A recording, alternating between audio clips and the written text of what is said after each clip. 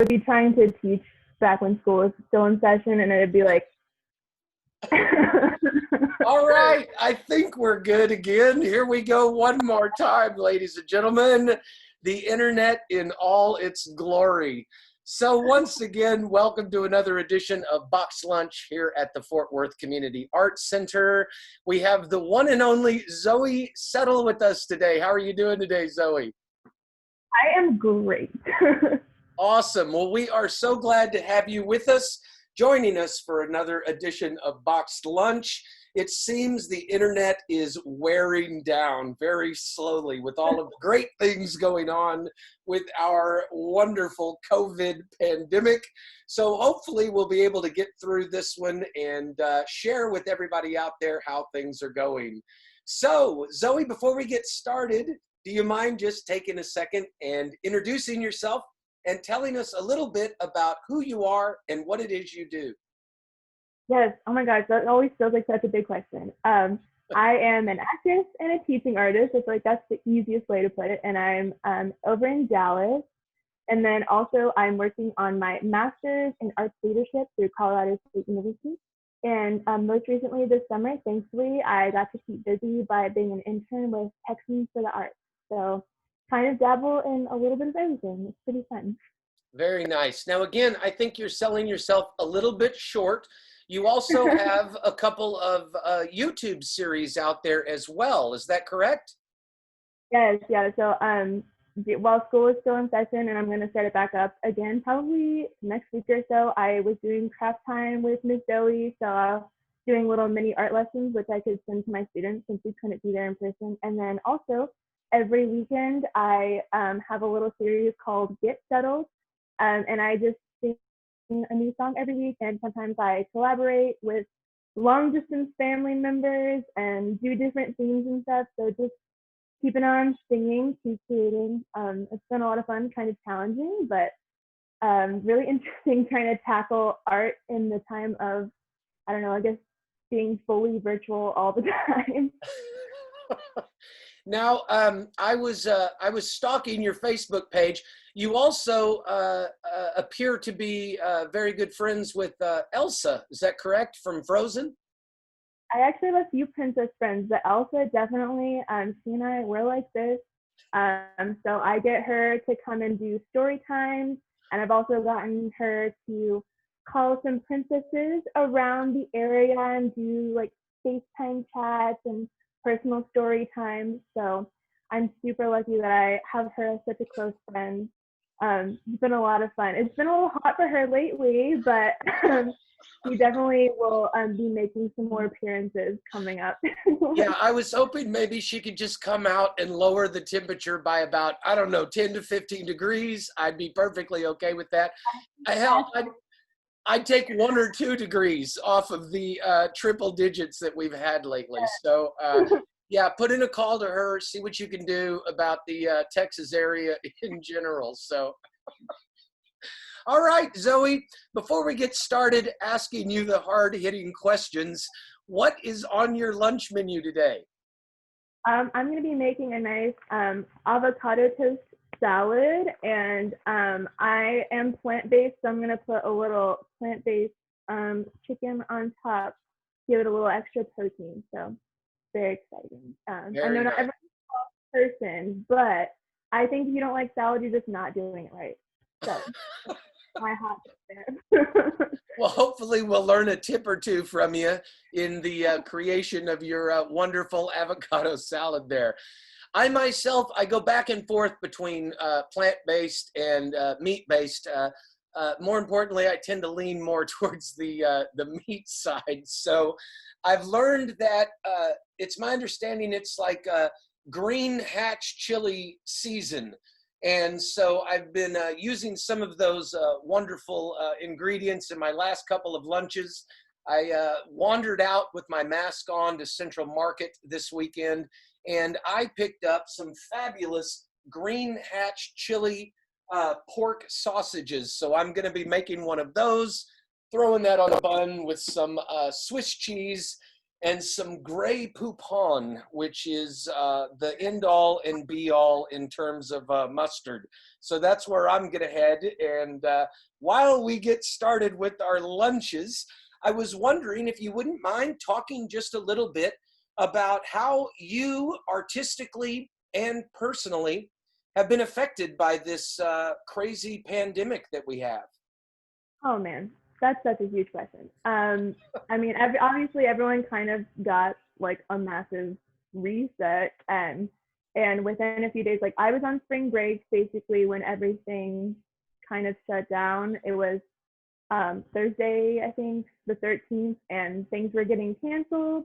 And then within, I think, 3 or 4 days, my entire schedule for the next, I think, 2, 3 months totally wiped out. Like, I obviously had a full teaching schedule.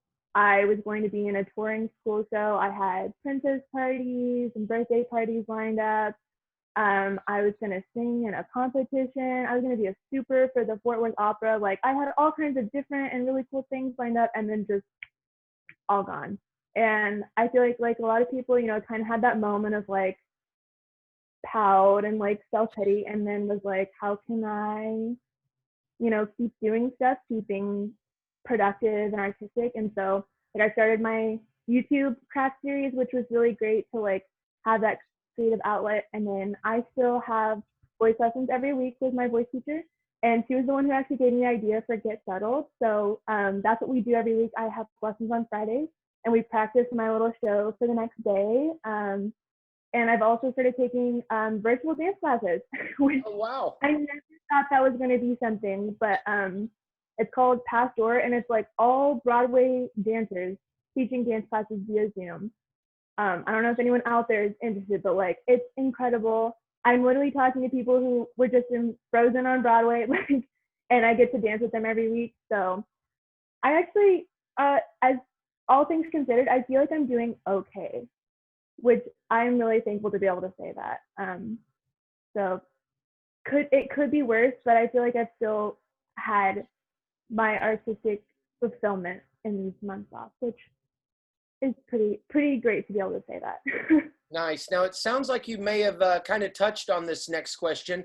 Have you found that the pandemic, and I'm assuming this is all perception, that it has opened doors for you along with closed a few? But overall, do you see some advantages and opportunities that you may not have had we not shut things down?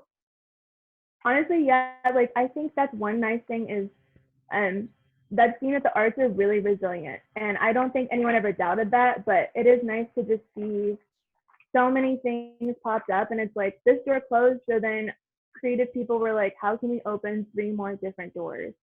And I mean, like one thing that's really exciting is I've gotten to audition for things that I never would have been able to. You know, I can send in a video, I can do a virtual audition, like that's been like a really great blessing.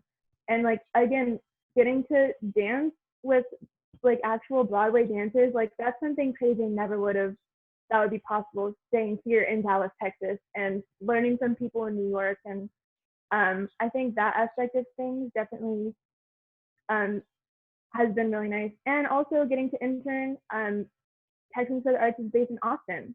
And so they were all in Austin, but my fellow interns, we were all across the country getting to work together on things. So I think there were at least some silver linings to a really like not great situation. So that's good at least. Yes, absolutely. Now we We'll talked a take little bit. We talked a little bit before we went live. Now you are also pursuing your master's degree in, I say in Colorado, at Colorado State University. Is that correct? And how has the pandemic affected that? So luckily, I was already doing my classes online, so I didn't have to do any kind of like crazy switcheroo. The one downfall was that the big focus of my spring semester, when everything started shutting down, was event planning and event management. And so our big semester project was planning an arts event, and it was right up. I think we were maybe 2 or 3 weeks out from actually hosting the event and like starting all of that stuff. and it all had to get canceled. So that was kind of a bummer because I feel like event planning is like a huge part of the arts. You know, even if you're just planning like a gallery event or planning a show, there's still so many things to consider getting together. And it was kind of a bummer that I had like pitched all this and like made up my marketing and everything. And then it was like, well, it's not safe to host events. So we kind of got that canceled. But I mean, still got some good stuff out of it, but that was definitely a bummer. I was going to have a big birthday party for Shakespeare, if anyone was curious. It was supposed to be like on his birthday, which I think was a Thursday. So kind of a little bummed didn't get to party with the bards, but maybe I can just reuse that next year if it's safe. Host a big birthday party next April. We'll see. Nice. So I have another question. So were you a user of Zoom prior to the pandemic? I felt like an idiot. Once I found Zoom, I was like, oh my God, this is amazing. So did you have any experience with that before, or what platforms were you using for school? We have it through Canvas, and we would do, I think they're like Google Hangout or Google Classroom, something like that. But yeah, Zoom, it was so funny, you know, like all my kids, I feel like they pick up technology so quick because they've like grown up with it their entire lives. And so I'm over here like, which button? I'm like, what am I? And they're like, I'm Miss Zoe, it's this. I'm like, thank you, so sorry.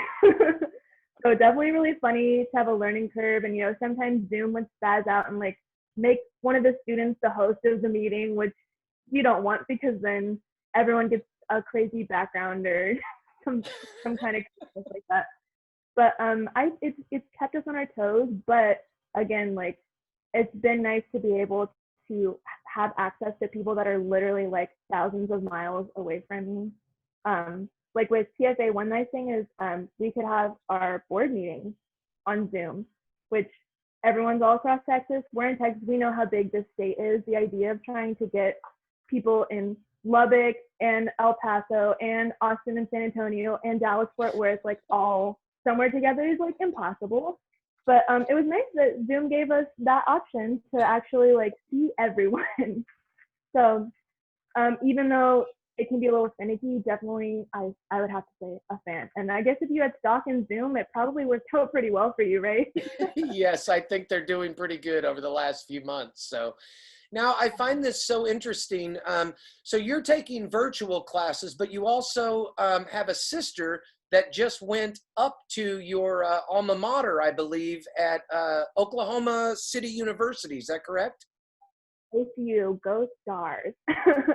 Yeah, so she's starting her senior year, which I guess it's kind of like tricky. If she had not been a senior, then she was kind of on the fence of if she wanted to go back or not, because, you know, it is still kind of risky. People are coming. We have, there's a lot of international students also that come through OCU for especially like the business program. Right. So I'm people from all over, and it was kind of a little scary, but it's her last year, so she has to finish up the degree. But it's crazy. They're doing lots of Zoom classes. They're doing, they're still going to try to do shows, but they changed their seasons, their theater season, so that everyone can stay pretty far apart. And I think they're just performing it via Zoom, so it'll be live, but no one actually in the audience in the seats. So she's a lighting designer, so she still will get to.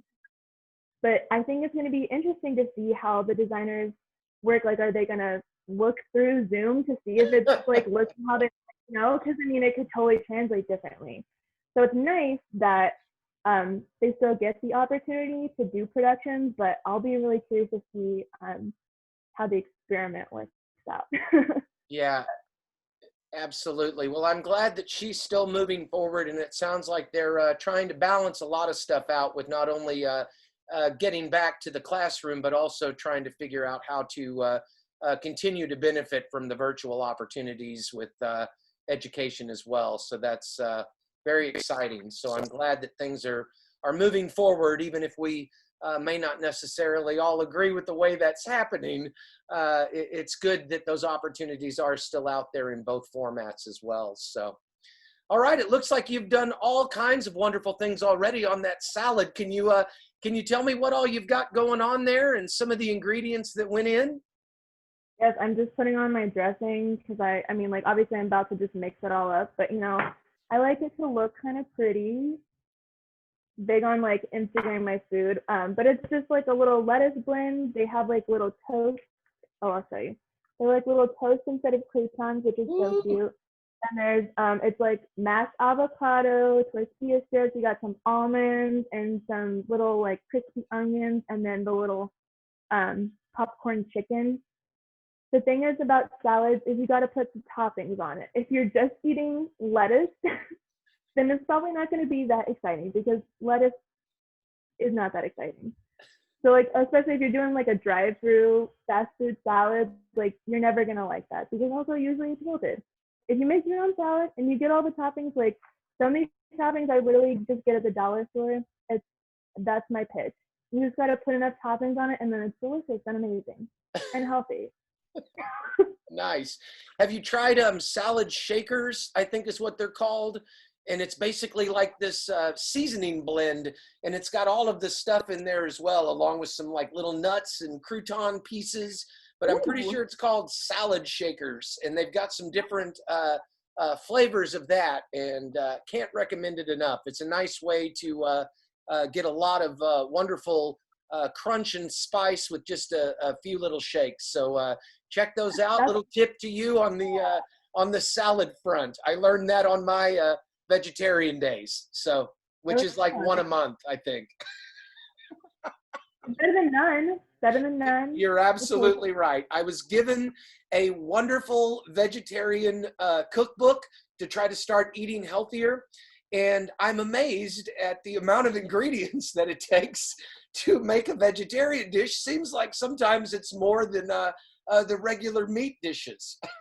That is, look, that's true. I make a lot of vegan queso because I love queso, but I cannot eat cheese. And sometimes I'm like, why does it take 30 things? But once I get it, it's always worth it rather than just like let me melt some cheese, in my opinion. But I also understand like not everyone has the commitment to make sure that you put in the exact right amounts of each of the 20 spices or whatever.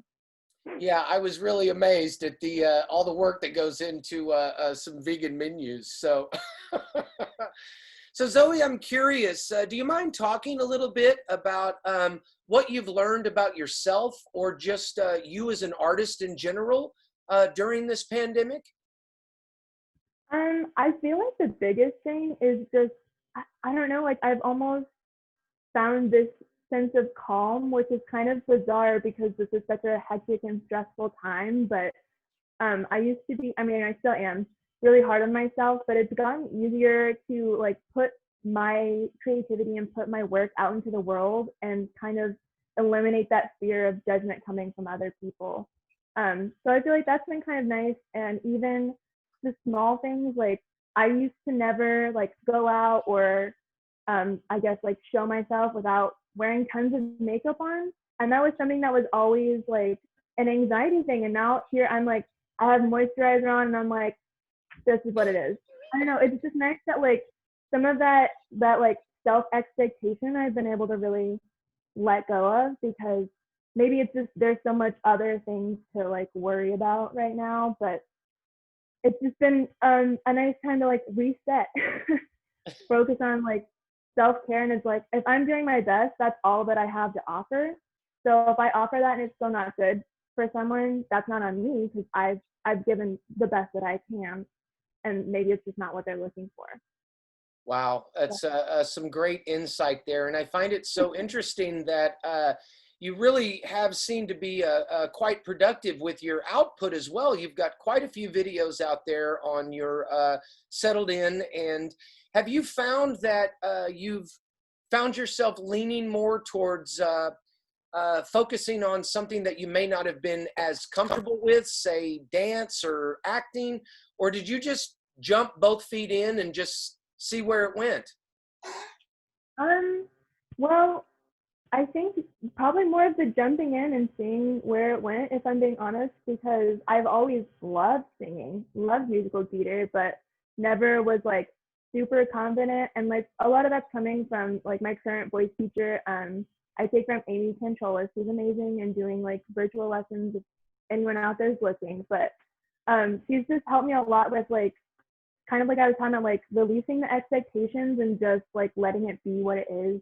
And I think that's helped me a lot in realizing like if I never sing, then I'm never going to be a singer.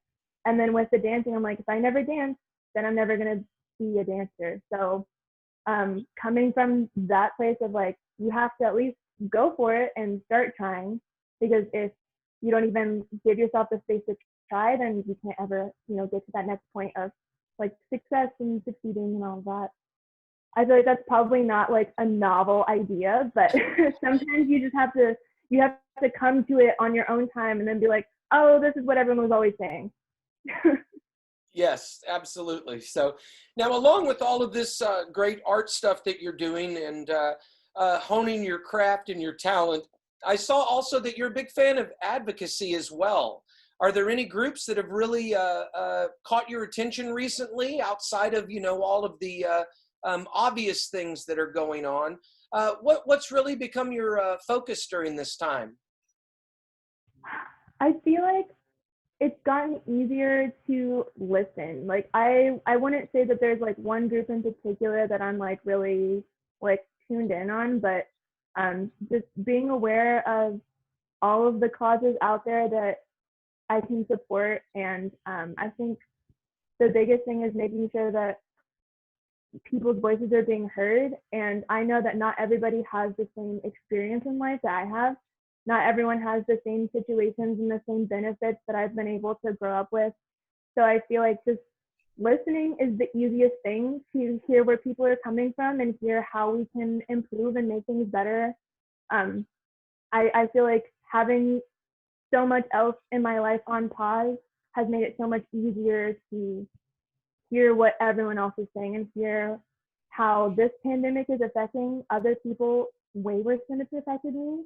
And some people are unaffected, which I guess that's also great. But I think there's a lot more that we can do just to hear people out. And if I can do anything to amplify anyone's voice, anyone's experience, to help be a part of that change, that's definitely what I'm trying to do. Nice. Well, it's great to hear that. I'm curious, do any of the movements or the advocacy groups that you follow and keep up with, do you find that falling into your art as well? Just as an example, on your YouTube channel with your song selections, do you find yourself looking for material that might have some sort of parallel to the advocacy groups that you are keeping up on?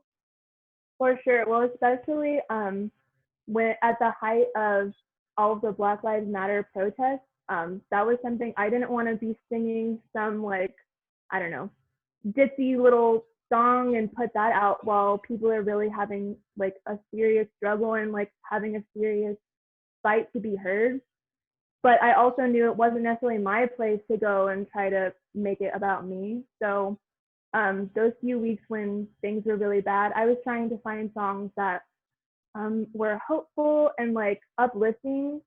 And like one of the songs I sang, Someday, from Hunchback, which talks about, finding that day of justice and finding that hopeful future where everyone can be on more equal footing. And obviously that's like a really, I don't know, Disney way of looking at things, because there's a lot that has to change for that to happen. But I feel like even in small ways, the art and the work that you're putting out into the world can influence that change. So definitely, I try to be very mindful. I'm not gonna make it all about me, but I want to make sure if I'm doing something, it at least is helpful and not hurting, for sure. Very nice. There's some great insight there. And so on that same line, where do you see the arts moving and adapting through all of this? How do you see that playing out over the course of the next few months, and I'll say even next couple of years with what's going on? Well, I think it was looking really dire there. And I think funding is definitely going to have an impact on what happens next, especially for a lot of smaller organizations. But I'm already seeing things reopen and adaption happening. And I think the nice thing is, well, I guess not the nice thing, but the arts have always been underfunded. So, but they've continued. And I think in that realm, even though maybe the funding is not what we'd all like it to be, I think that they're going to find ways to make things work. And with TFA, we've gotten to do these regional conversations. So I'm like getting to hear from arts organizations of all sizes, like all over the state, and how they're, finding little pockets of money in their city budgets and petitioning to get that for their arts organizations. Like, I think we're doing good work, and I think we're not letting up on the pressure to make sure that the arts are still going to have a home. And a big focus we've had is looking at what art people are creating right now. It hasn't stopped just because, our gigs were canceled, our shows were canceled, all of that stuff. Like, people are still creating, and they're creating in response to what's happening right now. And I think that that's still going to be a story that everyone's going to want to see and want to buy into. So even if it doesn't look anything like what we've seen before, virtual exhibitions are happening, virtual shows, theaters are announcing virtual seasons. I think we're gonna find a way through it. And I'm looking forward to seeing what happens, because creative people are the most innovative people I know. And I know people all across the board, all different artistic styles, and seeing some of the work that they're doing has been really inspiring. So obviously it's not the ideal, but I'm gonna firmly say I am hopeful and optimistic about where we're going. Well, I think that's a great attitude to have. And I honestly, I wish more people had it. So, so I'm curious, do you think that the virtual component that we're seeing in the arts right now, do you think that's going to stay with us even past all of this? And what do you see as some of the advantages and disadvantages of this virtual platform coming into the theatrical and musical industry in terms of in-person performance? See, okay, I think that's really tricky, because this has actually been, I feel like, a debate that's been had prior to any of this happening. Is like the idea of recording Broadway performances and actually making them accessible to people who cannot go to Broadway and see a Broadway show. Obviously, we know like those ticket prices aren't in a lot of people's budgets. But it's interesting to actually see that gain more mainstream attention as part of this like fold in with, the cancellations and not being able to be in person. I'm biased because I do a lot of theater, and I think it would be really weird to just never have an audience. And that's because part of the reason why I really chose to focus on theater and not film is because I love live theater, and I love having the audience and having to think on your feet and like that energy and all of that. And I feel like if I don't know, if we don't ever have audiences again, that would be heartbreaking. But Yeah.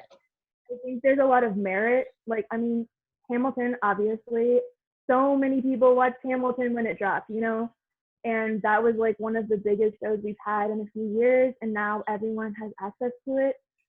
I feel like, I think having both, I think virtual options, or even just knowing like we'll record this and someone can buy and watch it, I think that would be a great next step for the theater world. But I am hopeful that sooner than later we can have some live audiences again.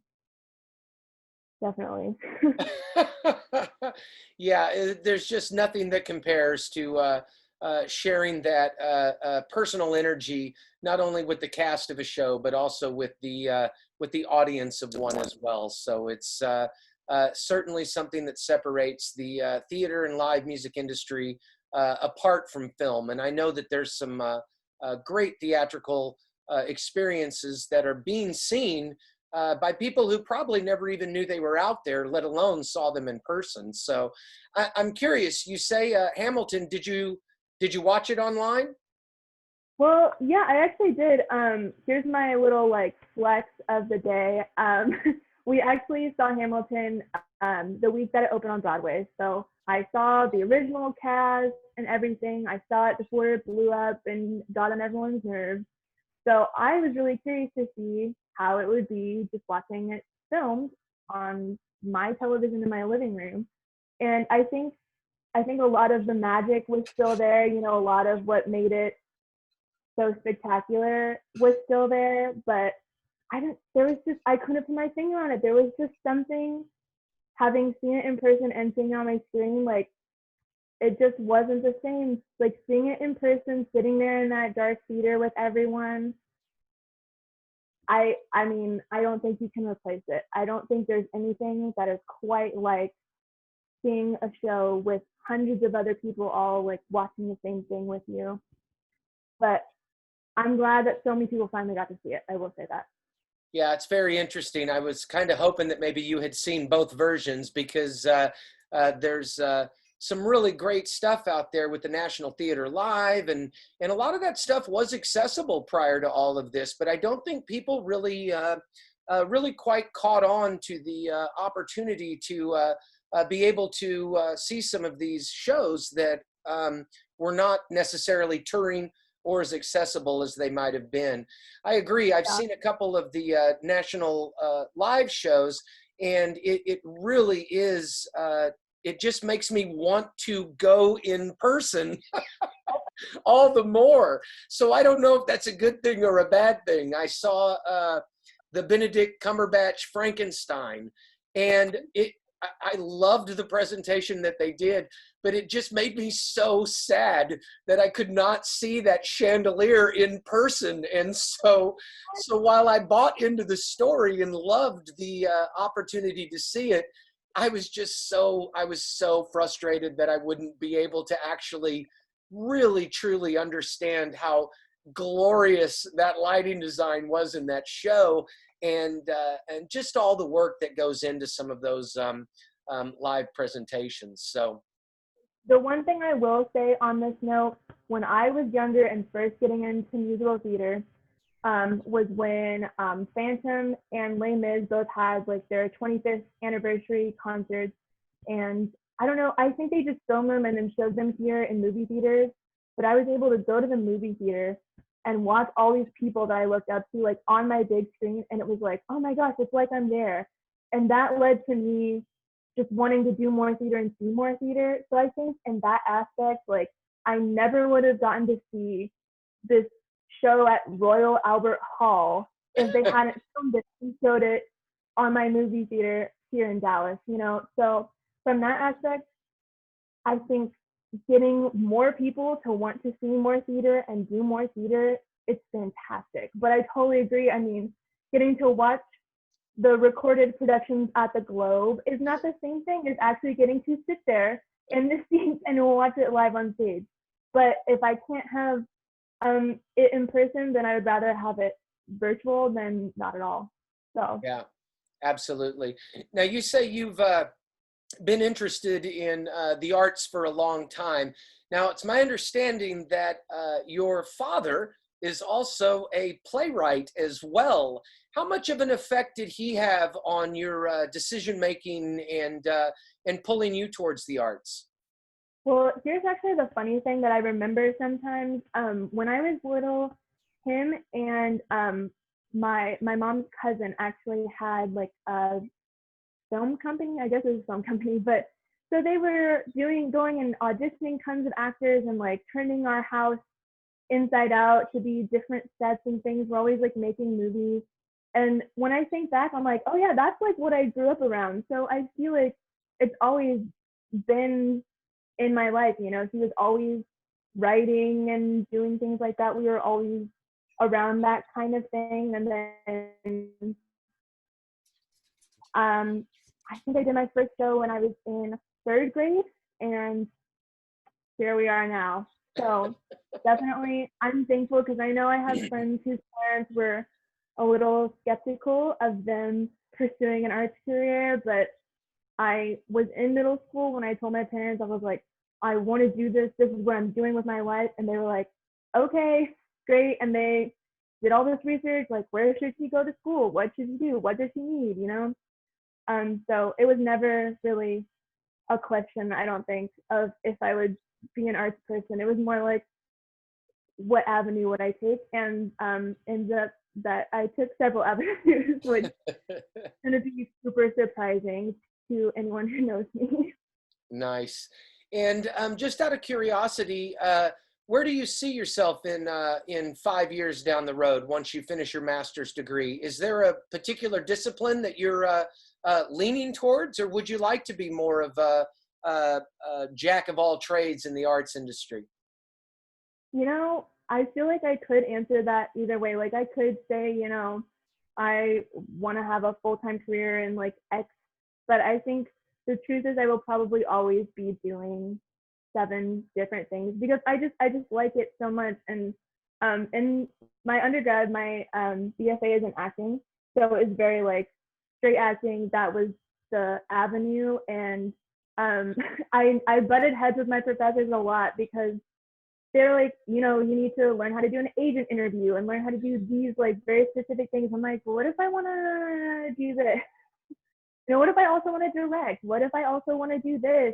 They're like, but you want to be an actor, so you also do these things. So I've just never been one to just follow a consistent path. And I feel like as long as I have creative outlets in my life, I'm going to be happy. And I at least know that I'll always be able to make some kind of income from the arts because I have so many, so many different things that I am in.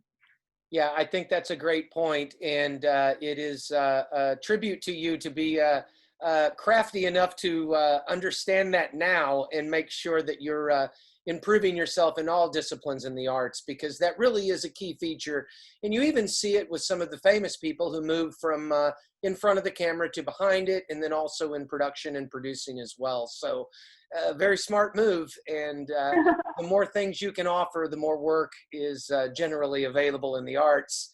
And I think we True. all know how hard it is to be able to support yourself there. So I think that's a pretty smart choice, and I have a feeling that's probably going to pay off for you pretty well. So good to hear that you're not eager to just be a famous actress. Although I wouldn't complain. Like if it happens, right? None of us would. All right, so Zoe, if you wouldn't mind, can you tell me a little bit, and I think you might have mentioned one of them already, what helpful community resources are you seeing or using yourself? And any advice for us out there and how we might be able to find some of these resources that you're seeing for yourself and other artists out there? Well, I'm gonna plug Texans for the Arts again, and also this is because I built our current resource page. So there's a lot of information on reopening, on grants, and I try to update it at least once a week of just grants are staying out there, opportunities, things like that. Luckily, I have seen, and I mean, we're in North Texas, so there's tons of arts organizations, which is really great. But it seems like a lot of places, if they have any opportunity to offer even small micro grants to individual artists, I'm really seeing a lot of that. So my personal advice would be look at like your city's Office of Arts and Culture. I've seen a lot of those doing micro grants and things like that. There's also the artist release tree, I think. And it's like artist release grants that are doing, they have those every few, I think it's every month, maybe they have a new quarter. But also Google Alerts. Google Alerts are definitely your friend. Nice. There's some great resources there. It sounds like some wonderful stuff, and a tribute to you to checking in and making sure that those things are being updated as well. So thank you for that. And we'll see if we can't get some links on the comments section and guide anybody that might need some access to those wonderful, wonderful community resources. So, all right, Zoe, how's your lunch coming there? Are you ready for presentations and prep? Yes, yes. Let me so. Oh, I'm gonna put a little more dressing so it looks Instagram ready, and then also. All right. Mine is always Instagram ready. I just don't know if everybody else agrees with me on that. So.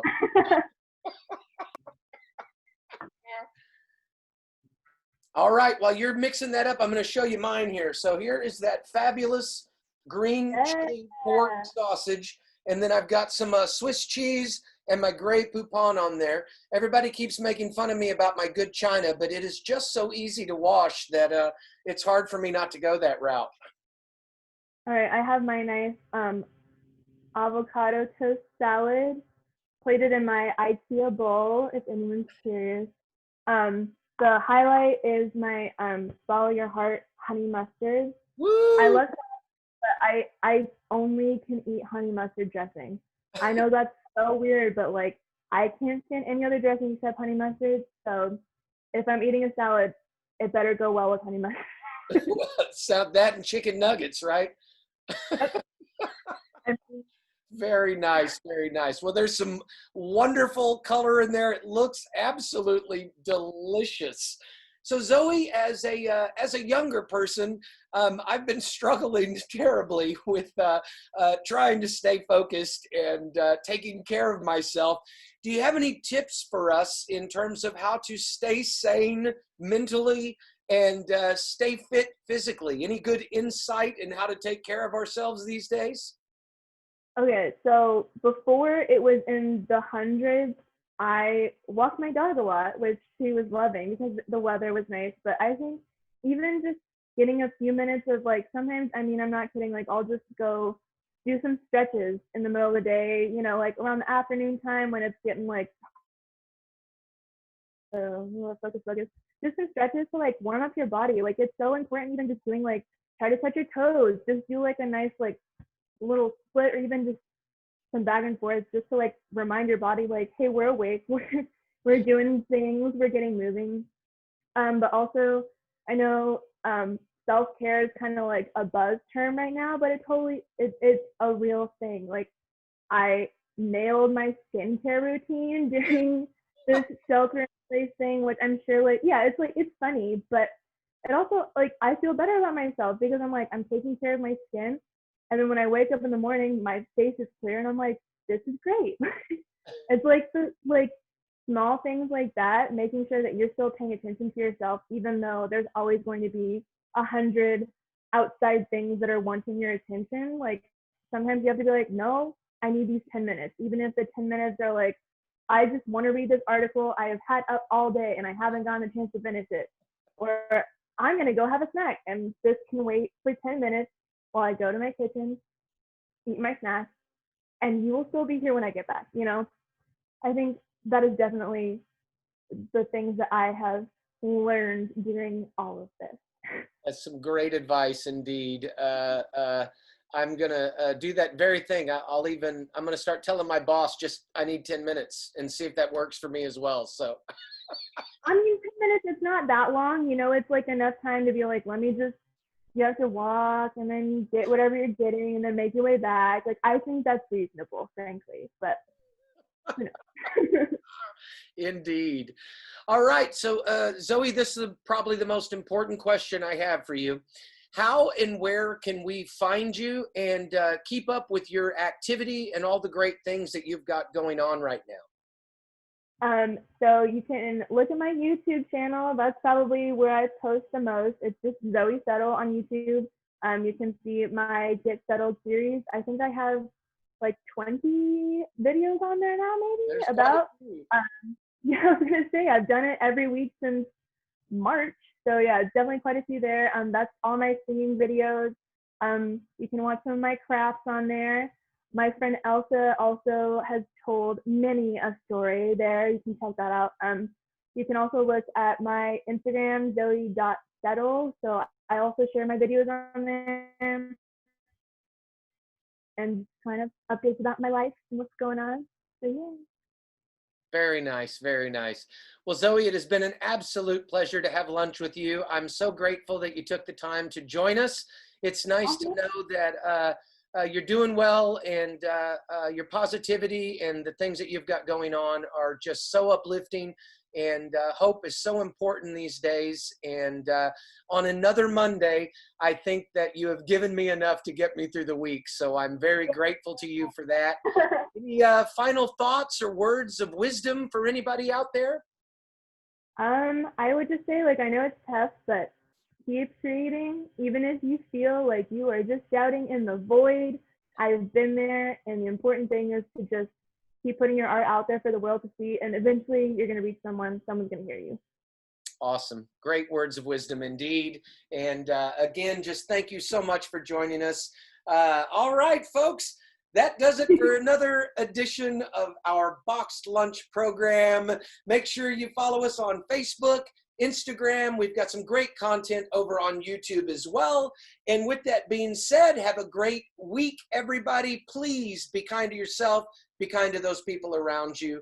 Zoe, I hope you have a wonderful week and a great day to boot. Thank you so much for joining me. And bon appetit, everybody. Off we go on another fun-filled week. Take care, everybody. We'll see you again on Friday. Bye-bye.